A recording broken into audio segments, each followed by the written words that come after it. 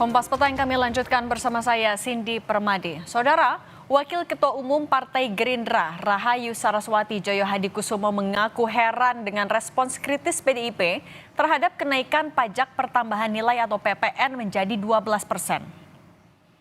Kami kutip dari laman kompas.com, Rahayu mengungkit bahwa ketika rancangan Beleit itu dibahas di DPR dalam rancangan undang-undang tentang harmonisasi peraturan perpajakan atau RUU HPP, PDIP merupakan fraksi yang mendapatkan jatah kursi Ketua Panitia Kerja atau Panja. Melalui kadernya, Dolvi Otniel Frederick Palit, itulah kenapa saya heran saat ada kader PDIP berbicara di rapat paripurna tiba-tiba menyampaikan pendapatnya tentang PPN 12%, kata Rahayu dalam pesan singkatnya kepada kompas.com.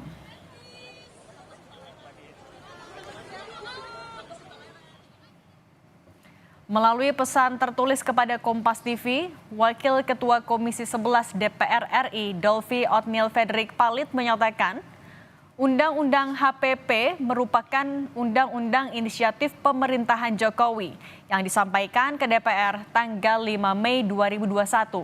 Seluruh fraksi setuju untuk melakukan pembahasan atas usul inisiatif pemerintah atas RUU HPP. Selanjutnya, RUU HPP dibahas bersama antara pemerintah dan DPR Komisi 11 disahkan dalam paripurna tanggal 7 Oktober 2021. 8 fraksi PDI Perjuangan, Partai Gerindra, Nasdem, PKB, Demokrat, PAN, P3 menyetujui Undang-Undang HPP kecuali fraksi PKS. Dolvi menambahkan pemerintah dapat mengusulkan perubahan tarif dalam rentang 5% sampai 15%.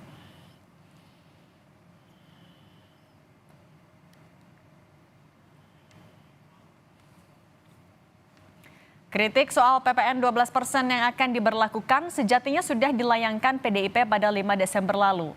Anggota DPR RI fraksi PDIP, Rieke Diah Pitaloka melayangkan interupsi dalam rapat paripurna yang berlangsung pada awal Desember lalu. Dalam interupsinya, Rieke meminta pimpinan dan anggota DPR RI untuk mendorong Presiden Prabowo Subianto membatalkan rencana kenaikan pajak pertambahan nilai menjadi 12% pada Januari 2025. Rieke menekankan, dalam UU HPP dijelaskan bahwa PPN bisa diubah menjadi paling tinggi 15% atau paling rendah 5%.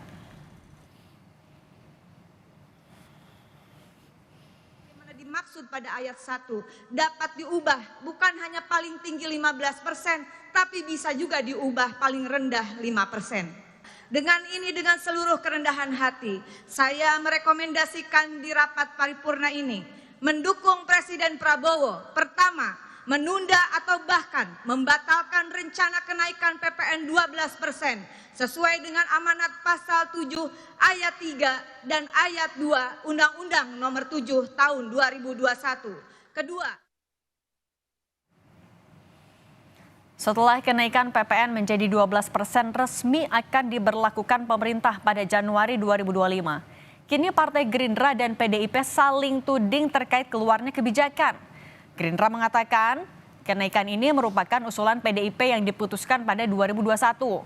Di sisi lain, PDIP mengklaim pemerintah dimungkinkan untuk menetapkan tarif PPN bahkan lebih rendah dari 11% atau dalam rentang 5 hingga 15%. Untuk mengulas soal ini kita sudah bersama dengan anggota DPR Komisi 11 fraksi Partai Gerindra, Wihadi Wianto. Kemudian juga ada Direktur Eksekutif Tras Politika Agung Baskoro. Kami juga sudah berupaya menghubungi PDI Perjuangan namun belum ada yang bisa bergabung. Saya sapa dulu Pak Wihadi. Mas Agung, apa kabar? Selamat petang. Baik, Mbak Siti, Pak Wihadi. Gimana kabar? Saya mau ke Pak Wihadi dulu. Pak Wihadi, sebenarnya apa yang terjadi sampai akhirnya saat ini Partai Gerindra menyinggung kalau PPN 12% ini adalah usulnya PDIP? Jadi begini, Undang-Undang HPP ini kan tahun 2021. Tahun 2021 itu adalah pemerintahan daripada Presiden Jokowi. Tetapi Presiden Jokowi ini kan diusung oleh PDI Perjuangan. Jadi inisiasi HPP itu adalah memang inisiasi daripada partai penguasa, partai yang mendukung Presiden, PDI Perjuangan. Nah kemudian kalau sekarang ada kenaikan-kenaikan PPN yang ada di dalam undang-undang tersebut yang dimulai daripada tahun 2022 dengan kenaikan 1% dari 10 menjadi 11. Itu tidak ada masalah karena masih presidennya Jokowi dan partai penguasanya, partai pendukungnya juga masih PDI Perjuangan. Namun pada saat sekarang ini, tahun 2025, ini kan presidennya sudah berganti. Pak Prabowo dalam hal ini sudah akan menjalankan undang-undang ini sesuai dengan amanat undang-undang. Maka undang-undang ini harus dijalankan. Kalau tidak dijalankan, maka presiden bisa dianggap melanggar undang-undang. Dan itu bisa juga menjadi pelanggaran presiden, tidak menjalankan undang-undang. Bisa juga ini menjadi bola liar yang mungkin dikatakan bahwa presiden melanggar undang-undang. Nah, kalau sekarang presiden sudah memberikan suatu solusi dengan kami kemarin berkonsultasi dengan presiden, di mana undang-undang PPN, kenaikan PPN ini hanya untuk PPNBM, untuk barang-barang mewah, ya kan? Nah, ini adalah untuk barang-barang mewah. Namun dalam hal ini konstelasi berjalan seakan-akan bahwa PPN 12% ini bisa diturunkan 5 sampai 15, bisa naikkan pada saat Rike dalam paripurna, ya, dari sesama daripada anggota DPR pada saat paripurna mengatakan seperti itu. Kader dari PDI Perjuangan, Rike mengatakan bahwa pemerintah bisa menurunkan 5 sampai 15 dan diinginkan menurunkan dan membatalkan. Tapi itu kan pembohongan publik yang dilakukan. Pada saat paripurna itu ayat pasal 7 ayat 3 itu dibaca, ayat 4-nya nggak dibaca. Nah, ayat 4-nya itu adalah bahwa rentang 5 dan 15 itu bisa dipakai, itu adalah kesepakatan pemerintah dan DPR, dan pemerintah membuat suatu PP untuk penyusunan RAPBN. Saya garis bawahi, RAPBN. Nah, kenapa RAPBN? Karena asumsi APBN terhadap penerimaan pajak itu adalah ditentukan. Nah, permasalahannya sekarang ini, tahun 2025, pemerintahan Pak Prabowo itu sudah mendapatkan APBN yang sudah diketok pada zaman Pak Jokowi. Bagaimana kita bisa mengulang lagi RAPBN pada saat dengan 2025 yang sudah berjalan. Nah, ini kan mekanisme RAPBN pemerintah. Jadi artinya ini, kenapa pada saat paripurna mengatakan ayat 3, pasal 7 ayat 3 dibaca, ayat 4-nya nggak dibaca. Itu yang dipertanyakan oleh dari Partai Gerindra ya. Makanya kemudian itu dipertanyakan juga. Pak Wihadi tahan dulu, saya mau ke Mas Agung. Ya. Mas Agung, kalau menurut Anda, kalau dari kacamata komunikasi politik, sebenarnya kenapa Gerindra akhirnya melempar isu ini bahwa PPN 12% diusulkan oleh PDIP? Ya, supaya bareng-bareng ini lukanya, ya Pak Wihadi. Jangan sampai publik tahunya Gerindra aja, Mbak Cindy.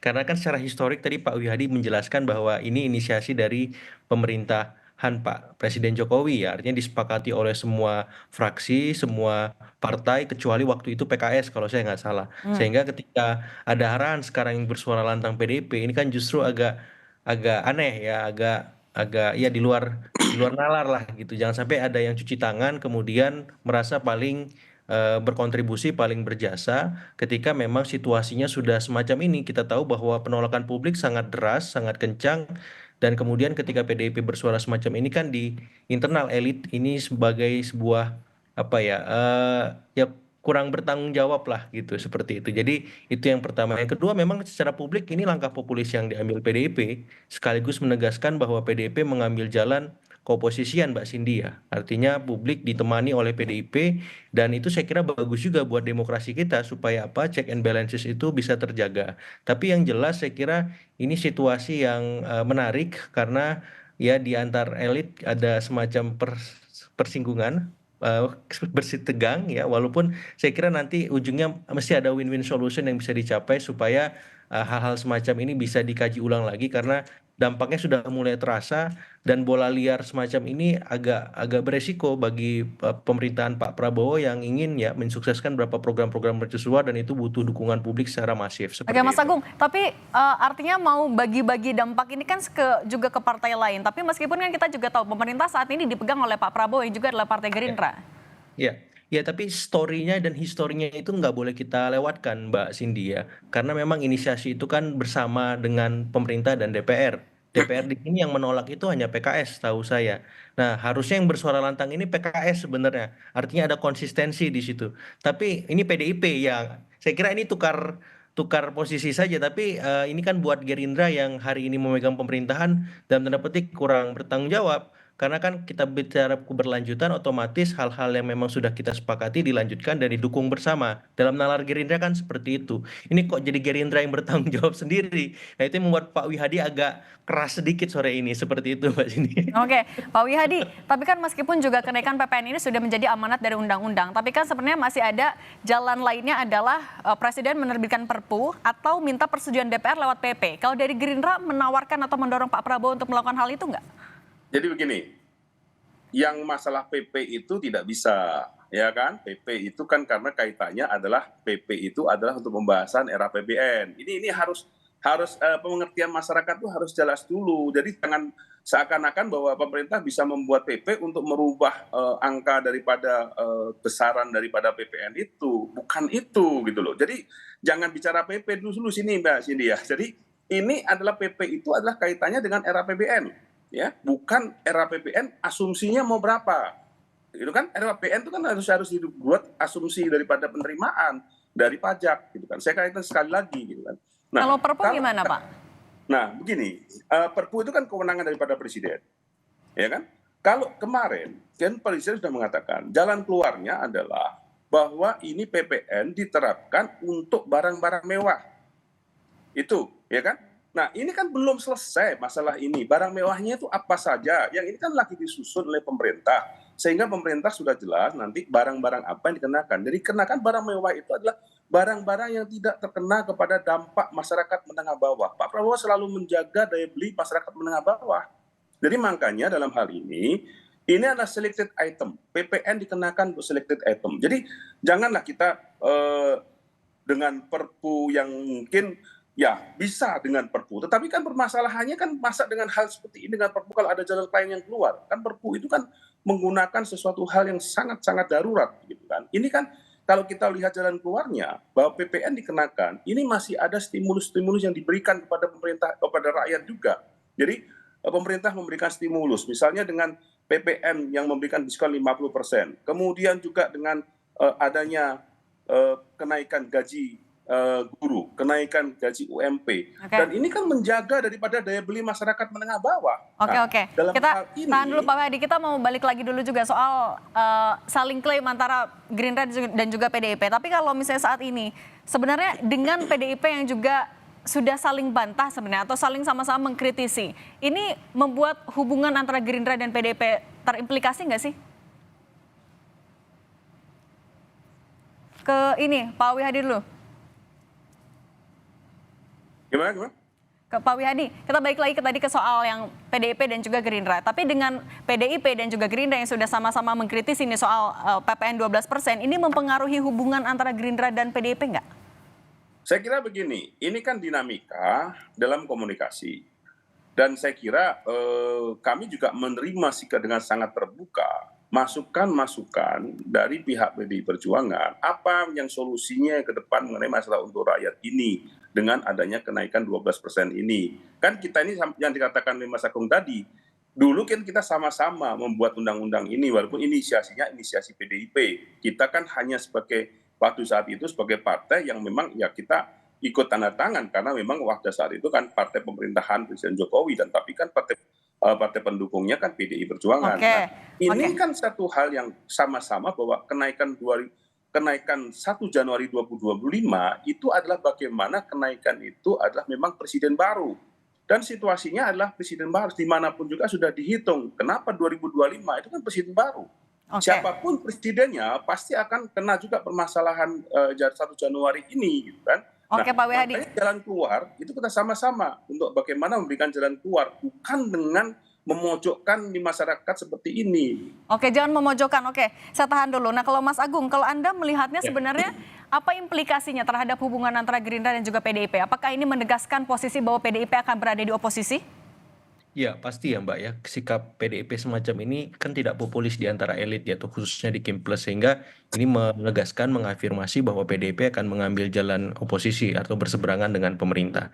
Yang kedua, ini juga memberikan informasi kepada publik supaya lebih objektif melihat sikap-sikap PDIP, karena memang secara histori kan ternyata PDIP juga turut ya mendorong undang-undang ini seperti itu. Jadi oh ternyata kalau PDIP sekarang seperti ini berarti memang udah ada perubahan sikap, tapi inkonsistensi juga seperti itu. Harusnya komposisian yang dimaksud itu kan lebih substantif ya. Ya kalau memang ini tidak populis ya sama-sama didorong supaya bisa populis. Solusinya apa? Tadi sempat Mbak Cindy singgung soal Perpu. Nah, saya kira hal semacam ini penting juga dipikirkan ataupun di apa ya diberi arahan supaya apa supaya ini efek PPN 12% ini sebelum disahkan saja sudah kemana-mana ini rantainya. Bahkan berapa kali viral di dunia sosial media, Twitter gitu, saya baca Pak Wihadi itu roti O sekarang naik 1.000 Pak Wihadi. Ya, jadi dari 11.000 jadi 12.000. Padahal PPN-nya belum jalan nih, udah kemana-mana efeknya. Jadi saya kira mungkin bisa dikaji ulang, bisa dipertimbangkan lagi. Kalau memang supaya tidak melanggar aturan, mungkin bisa ajukan perpu seperti itu nanti bagaimana untuk mengkompensasi kebijakan yang sudah disahkan ini supaya bisa mendapat ya masukan-masukan pendapatan dari bidang-bidang yang lain gitu. Karena kalau tadi Pak Wihadi bilang kelas menengah ke bawah yang dipikirkan Pak Prabowo sangat penting, sebenarnya kelas menengah ini juga perlu dipikirkan Pak Wihadi karena yang paling terdampak teman-teman kita yang kelas menengah yang dari waktu ke waktu terus ya tergerus pendapatannya karena beberapa kebijakan Pak Jokowi di masa sebelumnya seperti itu. Jadi ketika Pak Prabowo memikirkan kelas menengah yang selama ini menjadi buffer ya ceruk suara Pak Prabowo juga di masa Pilpres kemarin, saya kira ini bisa membuat arahan strategis populis positif bagi Pak Prabowo bahwa beliau juga berpihak untuk kelas menengah karena kelas menengah ini di masa sebelumnya jarang dipikirkan, jarang diakomodasi aspirasi dan kebutuhannya seperti itu. Oke, nah Ikon tadi kalau dari hubungan antara Gerindra dan juga PDIP, tapi Mas Agung kalau misalnya dengan adanya saling klaim nih antara Gerindra dan juga dari PDIP, ini akan mempengaruhi persepsi publik juga nggak terkait dengan kebijakan ini? Ya saya kira dengan suara keras dari Gerindra ini publik lebih objektif ya Mbak ya bahwa PDIP juga terlibat di sini dan itu tidak boleh dilupakan story dan histori tadi karena ini penting supaya publik tahu bahwa sebuah kebijakan itu tidak serta-merta muncul tanpa ada sebab, tanpa ada kisahnya seperti itu. Dan ketika teman-teman Gerindra menyuarakan itu saya kira titik nol, titik normalisasi itu akan tercipta karena ya publik akan melihat ya semua partai sebenarnya punya posisi yang sama dalam konteks ini kecuali PKS ya yang dari awal memang menolak, yang dari awal juga tidak setuju dengan ini dan kemudian hari ini malah diam. Saya juga bingung nih PKS kenapa anteng. Mungkin ya karena sudah masuk. Jadi dia paham bagaimana etikanya berkoalisi bersama teman-teman di Kim Plus seperti itu. Tapi yang jelas ini perlu dikomunikasikan ya supaya harmoni antar elit kita PDIP dengan pemerintah bisa tercapai. Tapi yang jelas yang paling penting sebenarnya bagaimana nasib publik ini supaya bisa terakomodir ya, yang kelas menengah ke bawah, kelas menengah ke atas, kelas menengahnya seperti itu sehingga efek-efek kebijakan yang eksesnya lebih besar dari manfaatnya, walaupun sudah ada stimulus-stimulus tadi, tapi karena keseharian kelas menengah ataupun kelas menengah ke bawah itu berinteraksi dengan kebutuhan yang beragam rupa, saya kira ini perlu dikaji ulang lagi, perlu diperhatikan dengan seksama karena ini bisa menjadi bumerang politik di bulan-bulan berikutnya bagi pemerintahan Pak Prabowo seperti itu. Oke, bisa jadi bumerang politik, tapi dengan ini justru masyarakat bisa jadi lebih subjektif. Nah, tapi Mas Agung, dengan PDIP kan sekarang mengkritisi, tapi kalau kita balik lagi ternyata juga kan PDIP menjadi salah satu yang saat itu setuju. Nah, dengan kondisi seperti ini, apakah menurut Anda ada kemungkinan PDIP pada akhirnya akan berkompromi juga mencari jalan tengah soal PPN 12% ini? Iya, kalau PDIP ingin menjalankan keoposisiannya memang harus mencari solusi bersama pemerintah, duduk bersama, Mbak. Karena kan PDIP harus bertanggung jawab juga. Ini semua memang bagian dari inisiatif pemerintah Presiden Jokowi bersama partai-partai pemerintah waktu itu di kekuasaan yang mengusung undang-undang HPP ini, ya bagian dari turunan Omnibus Law seperti itu. Jadi saya kira PDIP harus wajib bersama Pak Wihadi duduk bareng-bareng, jangan sampai bersitegang terus gitu. Ini juga nggak positif dilihat oleh publik. Jadi solusinya apa? Misalkan Perpu. Nah, ketika Perpu diturunkan, ini buat mengantisipasi eksesnya bagi pemerintah untuk pendapatan negara tidak berkurang, tetap tidak defisit itu gimana juga dipikirkan bareng-bareng. Nanti setelah HPP ini selesai, PDIP mau mengkritisi lagi nggak apa-apa. istilahnya fair ya Pak Wihadi ya, sama-sama susah bareng-bareng, senang bareng-bareng, jangan Nah, mau dapat insentif nah, oke, sendiri dan mencari Pak solusi Wihadi itu. ya. Nah, Pak Wihadi, mencari solusi bareng-bareng dengan PDIP. Apa yang akan dilakukan dalam waktu dekat dari DPR ataupun juga mungkin dari lobby-lobby tingkat elit? Ya, jadi begini, saya melihatnya apa yang disampaikan oleh PDI Perjuangan itu dengan membaca pasal 7 ayat 3 tidak membaca ayat 4 itu sebenarnya bukan sesuatu hal yang menjadikan solusi, tetapi itu justru menjebak kita semuanya bahwa ini akan ada pelanggaran hukum dan ini akan bisa juga menjadi bahan bagaimana presiden bisa diberikan suatu impeachment atau apa. Ini kan permasalahan yang sangat sensitif dalam hal ini gitu kan. Jadi saya melihat di sini bahwa PDI Perjuangan ini sebenarnya kan kalau kita melihat apa yang sudah disampaikan itu adalah barang-barang mewah, sebenarnya sudah tahu bahwa dengan dukungan barang mewah itu apa saja, berikanlah barang mewah itu apa saja. Jadi tadi Mas Agung mengatakan golongan menengah, kita memang melindungi golongan menengah.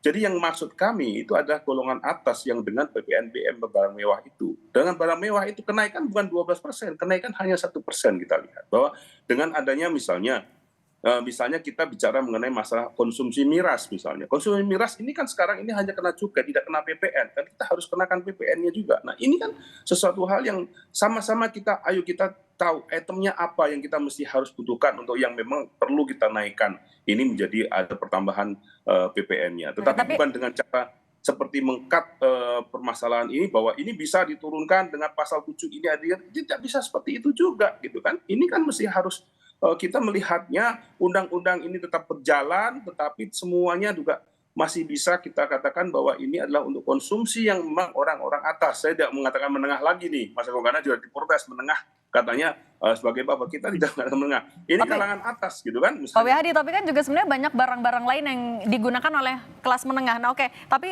Pak Wihadi sebenarnya untuk mencari solusinya dalam waktu dekat, apa yang sedang diupayakan juga oleh DPR ataupun juga oleh Partai Gerindra, mengingat penolakan masih besar sekali di masyarakat? Ya kita akan mencoba untuk mensimulasikan semuanya ini dan kita juga masukan-masukan dari koalisi-koalisi kami dan juga bagaimana kita ke depannya. Tetapi kami sudah mendapat arahan pada saat pertemuan DPR dengan Presiden pada saat itu bahwa selected item yang akan kita naikkan untuk PPN-nya. Selected item dalam hal ini adalah tidak menyentuh kalangan menengah bawah, menengah khususnya, dan hanya kalangan atas yang kita lihat bahwa ini adalah barang-barang yang memang barang-barang yang dikonsumsi kalangan atas. Jadi ini salah satu hal yang misalnya saya di sini misalnya bisa lihat bahwa bagaimana yang namanya barang-barang branded, import branded, yang itu kan saya kira juga sudah menjadi konsumsi yang kalangan atas, dan itu juga kemudian apa yang menjadi miras, ya kan? Ini kan sesuatu hal yang memang ketika ya kita layak untuk ini ada penambahan 1% untuk pajaknya gitu kan. Jadi Pak Wihadi, kalau gitu saya mau menegaskan ini saja, fix per Januari 2025 PPN tetap naik jadi 12% ya? 12% kenaikan 12% hanya untuk barang mewah. Ini yang sampai saat ini masih dalam pembahasan kita. Oke, Pak. Bukan kenaikannya 12% itu langsung disamaratakan 12%. Ini kadang-kadang pinter juga nih oleh Kompas gitu. Seakan-akan 12%-nya itu semuanya kena 12% gitu kan. Makanya kami juga masih tunggu Pak kategori lengkapnya itu seperti apa. Tapi Pak Wihadi Wianto, terima kasih. Sedang disusun oleh pemerintah nanti ini itemnya apa saja, selected item kita katakan gitu kan. Jadi jangan kenaikan 12% semua, enggak semua juga gitu loh. Jadi ini selected item nih, jangan dipinter-pinter. Oke, makanya kita tunggu ya Pak, item-itemnya dari pemerintah. Pak Wihadi, terima kasih banyak. Kemudian juga Mas Agung, terima kasih banyak. Kami juga masih berupaya menghubungi PDIP, tapi masih belum ada yang bisa bergabung. Terima kasih semuanya, sehat selalu.